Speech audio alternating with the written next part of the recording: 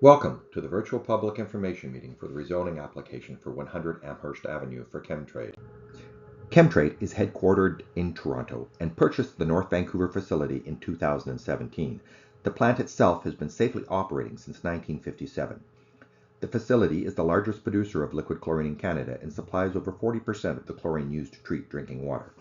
This equates to 70% of the chlorine used to treat municipal drinking water supplies in Western Canada. We also produce caustic soda, hydrochloric acid, and clean hydrogen.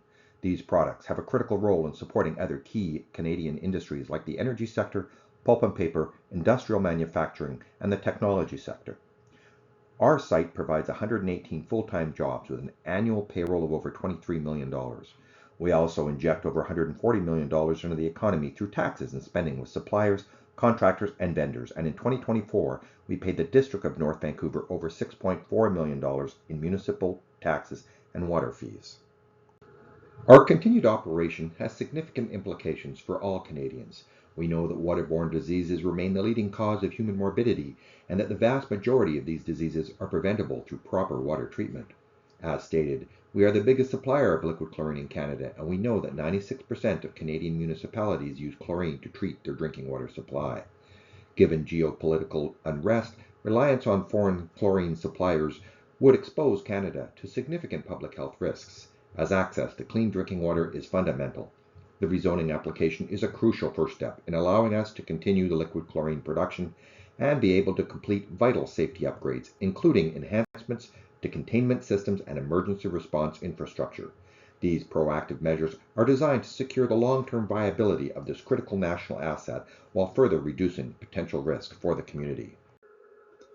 Chemtrade is proposing to move forward with several capital projects aimed at improving safety and reducing risk for the community, like building an enclosure around the chlorine and rail loading area and installing seismic sensors around the site. In discussion with the District of North Vancouver to obtain a development permit for these projects, we learned that the projects are large enough in size that they would trigger the need to apply for rezoning. The rezoning would not be for any changes in production amounts, but simply to have production of liquid chlorine listed as an allowable activity for our site. If our rezoning application is approved, we will then go ahead with the development permit application so we can proceed with our planned safety projects. Our proposed improvements include essentially eliminating on-site storage of liquid chlorine, building an enclosure around the railcar loading area, and installing seismic sensors, which would be tied to our main safety system and be able to automatically safely shut down the facility in the event of an earthquake. The goal of these projects is to bring the quantitative risk assessment, or QRA curve known as the 10 to the minus 6 line, to within our property.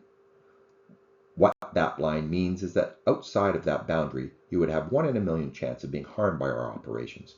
It also means that there would be very few restrictions on development.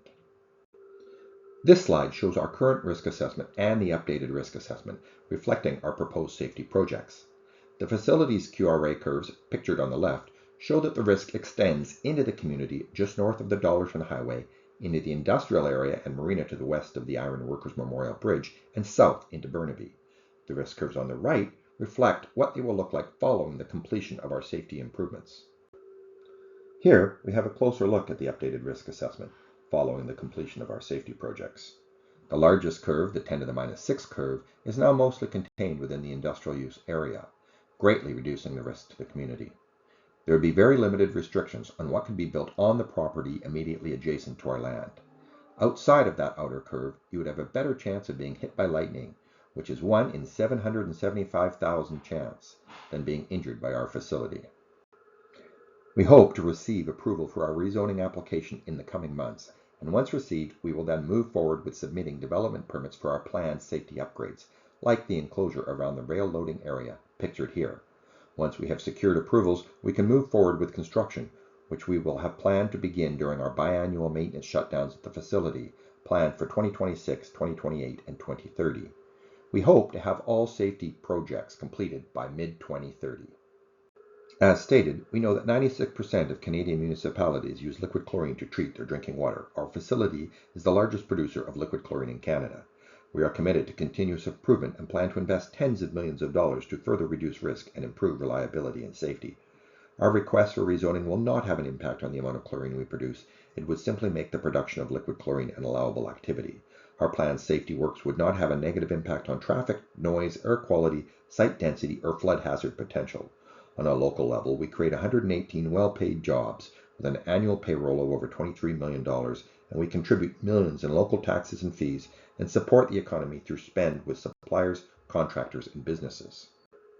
In summary, our rezoning application is to have the production of liquid chlorine listed as an allowable activity at our facility so we can move ahead with the planned safety improvement projects. We will not be increasing production of liquid chlorine, and after the completion of the safety projects, will be significantly reducing storage of liquid chlorine for our site.